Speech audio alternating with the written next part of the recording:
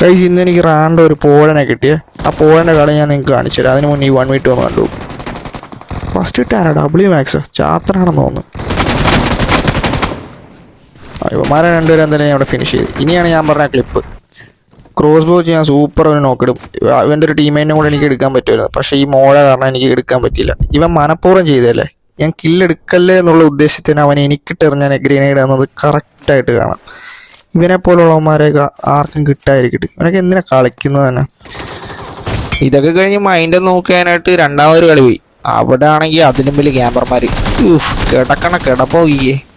ഇതുപോലുള്ളതിൻ്റെ നിന്ന് ചത്ത് കഴിഞ്ഞ് കഴിഞ്ഞാൽ അന്നത്തെ ദിവസം നമ്മുടെ മടുത്തു പോകും. അവൻ കിടന്ന കിടപ്പിൽ എന്തോ ഒരു ഭാഗ്യത്തിന് എനിക്ക് അവിടെ ചെറിയൊരു അനക്കം കണ്ടുകൊണ്ട് അവനെ കിട്ടി. ഇല്ലെങ്കിൽ അവനെ കിട്ടത്തില്ലായിരുന്നു. കളി മടുത്തു പോകാനെ.